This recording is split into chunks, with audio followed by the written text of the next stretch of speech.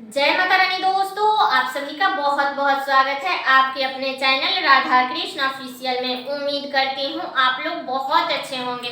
तो ये बताने के लिए कमेंट बॉक्स में ओम नमः शिवाय जरूर लिखिएगा। तो चलिए दोस्तों, आज हम इस वीडियो में हरितालिका तीज के व्रत से लेकर के और पारण तक के संपूर्ण नियम विधि जानेंगे, पूजा विधि जानेंगे, पूजा का शुभ मुहूर्त जानेंगे कि प्रेग्नेंट महिला बिना जल और फल के हरितालिका तीज का व्रत कैसे करेगी, और जिसका भी पीरियड आया है तो वो लोग इसमें श्रृंगार कर सकते हैं, नहीं कर सकते हैं, पूजा कर सकते हैं, नहीं कर सकते, और माता पार्वती से हमें सुहाग कैसे लेनी है।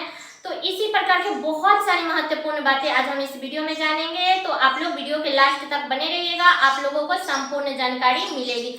तो चलिए वीडियो को शुरू करते हैं और जान लेते हैं सभी महत्वपूर्ण बातें। तो सबसे पहले आप सभी को हरितालिका तीज की ढेर सारी शुभकामनाएं। भगवान भोलेनाथ और माता पार्वती की कृपा आप और आपके पूरे परिवार पर सदैव बनी रहे, और भगवान भोलेनाथ की कृपा से सभी माताएं बहनें का सुहाग अखंड रहे। तो चलिए वीडियो को शुरू करते हूँ। तो सबसे पहले बता दूं, हरितालिका तीज जो कि अब की बार साल 2024 में हरितालिका तीज का जो व्रत है वो 6 सितंबर को रखा जाएगा। दिन है शुक्रवार। तो इस दिन हमें पूरे 24 घंटा का इसमें व्रत रखा जाता है, निर्जल और निराहार व्रत रखा जाता है। ठीक है, तो हर सुहागिन महिला अपने अखंड सुहाग के लिए, अपने पति के लंबे आयु के लिए ये व्रत रखती है। तो जिसके भी घर में ये व्रत चलता है तो उन्हें ये व्रत जरूर करनी चाहिए। ठीक है, तो बता दूं कि व्रत के दिन हमें पूरे दिन, शुक्रवार के दिन 6 सितंबर को हमें पूरे दिन निर्जल और निराहार हमें व्रत करनी है। जैसे सर्गी में हमें सुबह में स्नान करके और थोड़ा बहुत पूजा करके हम व्रत का संकल्प ले लेते हैं।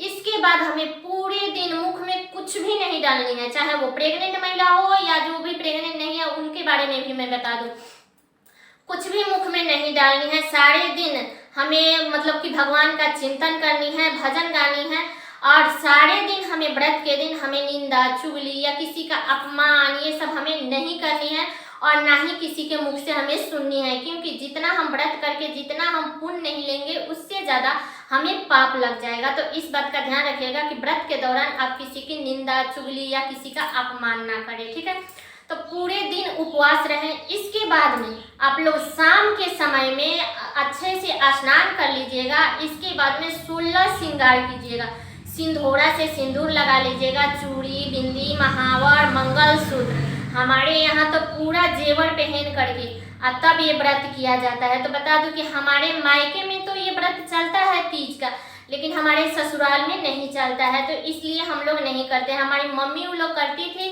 तो मैं देखी हूँ हर एक नियम विधि जो भी करती थी मैं वही आप लोगों के साथ में शेयर कर रही हूँ। तो हमारे यहाँ तो पूरा जेवर पहन करके तब ये व्रत किया जाता है। अगर आप लोग कमेंट करके बताएंगे तो मैं वहाँ का वीडियो रखी हूँ तो वो अपलोड कर दूंगी। ठीक है, तो आप लोगों को चाहिए तो आप लोग कमेंट करके जरूर बताइएगा।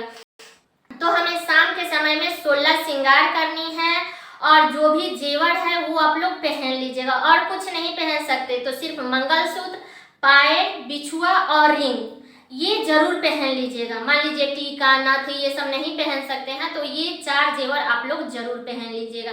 इसके बाद में 16 श्रृंगार करके ही हमें शिव जी की विधि विधान से पूजा करनी है। तो पूजा करने के लिए आप चाहें तो आप अपने पूजा मंदिर में भी पूजा कर सकती हैं, या आप अलग एक चौकी बिछा करके भी पूजा कर सकती हैं। तो आप एक चौकी बिछा लीजिए, उस पर लाल या पीले वस्त्र बिछा दीजिए। इसके बाद में अगर आपके पास में शिव जी का फोटो है, माता पार्वती के साथ में, गणेश जी के साथ में, तो उस फोटो को उस चौकी पे नीचे फूल का आसन दे करके और उस पे स्थापित कर दीजिए। नहीं तो अगर आपके पास में मूर्ति है तो मूर्ति का भी पूजा कर सकते हैं, उसको अच्छे से स्नान करा दीजिए, उसको वस्त्र धारण करा दीजिए, इसके बाद में उस चौकी पे स्थापित कर दीजिए। नहीं तो आप पार्थिव शिवलिंग बना करके भी पूजा कर सकती हैं। तो कोई दिक्कत नहीं है, जैसे आप कर सके वैसे आप लोग कर लीजिएगा। ये नहीं कि मुझे फोटो पर नहीं करनी है या मूर्ति से नहीं करनी है या पार्थिव शिवलिंग से, जो भी आपके पास में है उसी से आप लोग पूजा कर लीजिएगा। जब आप शिव जी, माता पार्वती और गणेश जी को स्थापित कर देते हैं, इसके बाद में हमें माता पार्वती के दाहिने साइड में कलश का स्थापना करना है। तो कलश में आप लोग क्या कीजिएगा कि कलश का जो वो गर्दन होता है ना, उसमें सबसे पहले आप लोग कलावा बांध दीजिएगा। इसके बाद कलश के नीचे हमें अखंडित चावल रखना है। खंडित चावल शिव जी के पूजा में हमें प्रयोग नहीं करना है। तो अखंडित चावल नीचे बिछा करके उसके ऊपर से आप लोग कलश रख दीजिएगा। कलश में चाहे तो आप सादे जल भी भर सकती है या उसमें थोड़ा सा गंगा जल भी मिला करके आप उस कलश में डाल सकती है। और कलश में लौंग, इलायची, हल्दी, पान, सुपारी ये सब और सिक्का ये सब हमें कलश में डालनी है। इसके बाद में 5 आम के पत्ता हो तो आम के पत्ता, या आपको अशोक का पत्ता मिल जाता है तो अशोक का पत्ता, जो भी आपको मिल जाता है वो कलश में डाल दीजिएगा। और उस पत्ते पे चंदन से आप लोग मतलब कि टीक दीजिएगा, ठीक है, चंदन लगा दीजिएगा 5 पत्ते पे। इसके बाद में हमें क्या करना है कि शिव जी को सफेद फूल अर्पित करना है और माता पार्वती को हमें लाल फूल अर्पित करनी है। और शिव जी और गणेश जी को आप लोग जनेऊ जरूर अर्पित कर दीजिएगा। और बता दो कि शिव जी को वस्त्र के रूप में आप चाहे तो वस्त्र भी अर्पित कर सकती है। अगर वस्त्र नहीं है तो आप लोग कलावा भी वस्त्र के रूप में अर्पित कर दे सकती हैं, ठीक है। और माता पार्वती को लाल कलर की चुंदरी अर्पित जरूर कर दीजिएगा। इसके बाद में जो भी आपके पास में फल फ्रूट ये सब है तो उसका भोग लगा दीजिए। कितने लोग हैं जो इसमें गुजिया पुआ का भी भोग लगता है तो इसमें अन्न का भोग लगता है, कोई दिक्कत नहीं है, ठीक है। तो आप चाहे तो खीर भी बना करके भोग लगा सकती है, दूध का मिठाई भी बना करके भोग लगा सकती है। तो आप अपने घर के नियम के अनुसार पूछ लीजिएगा कि आपके घर में किस चीज का भोग लगता है, तो उन्हीं सभी चीजों का आप लोग भोग लगा दीजिएगा। लेकिन भोग इस दिन जरूर लगाना चाहिए। अगर आप मान लीजिए कि गुजिया पुआ ये सब नहीं बना सकती है तो आप लोग जो भी मौसमी फल आता है वही आप लोग भोग लगा दीजिएगा। इसके बाद में हमें माता पार्वती को श्रृंगार के सामान जरूर अर्पित करनी चाहिए। तो श्रृंगार के सामान में आप लोग सिंदूर, बिंदी, महावर, मेहंदी, काजल मतलब जो भी श्रृंगार का सामान आता है ना तो वो सब सामान आप लोग अर्पित कर दीजिएगा। आप चाहे तो 2-2 भी अर्पित करके एक ब्राह्मण को दान कर सकते हैं, क्योंकि हमारे यहाँ ब्राह्मण का दान किया जाता है। 2 दौड़ी हो या डाला हो उसमें 2-2 मतलब 2 जगह पे उसको सजा करके रखते हैं। एक माता पार्वती को समर्पित करके और खुद मतलब वो करते हैं और एक ब्राह्मण को दे देते हैं, ठीक है। तो आप लोग उस दिन 2-2 चीज मतलब निकाल लीजिएगा, एक ब्राह्मण को दे दीजिएगा और एक खुद भी यूज कीजिएगा, ठीक है।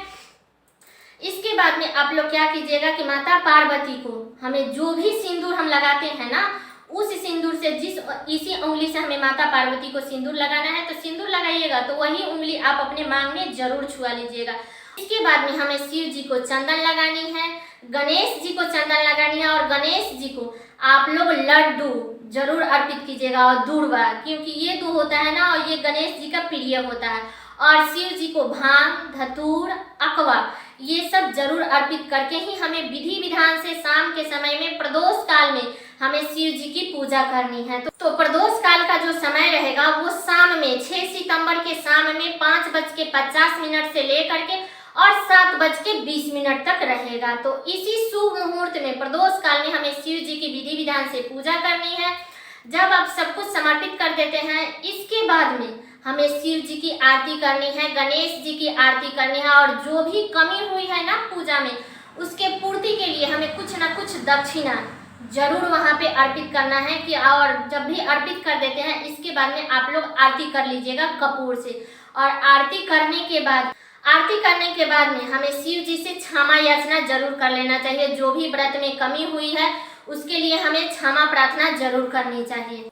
इसके बाद अगर आसपास में मंदिर है तो आप लोग मंदिर में जरूर जा करके पूजा कर लीजिएगा, क्योंकि हमारी मम्मी वो लोग जाती है ना मंदिर में, शाम में पूजा कर लेती है अपने घर में, इसके बाद में मंदिर में जाती है पूजा करने। हम लोग के घर के आसपास ही मंदिर है तो वो जाती है पूजा करने के लिए। तो हम लोग भी जाते थे मम्मी के साथ में तो सब देखे हैं। तो वहाँ भी मंदिर में भी वो लोग विधि विधान से पूजा करती है, घर से अन्न लेकर के जाती थी वहाँ पे ब्राह्मण को दान करने के लिए। और श्रृंगार का सामान जो है वो घर पे मतलब कि छू करके भी रखती थी, ब्राह्मण को दे देती थी अगले दिन पारण के दिन, ठीक है।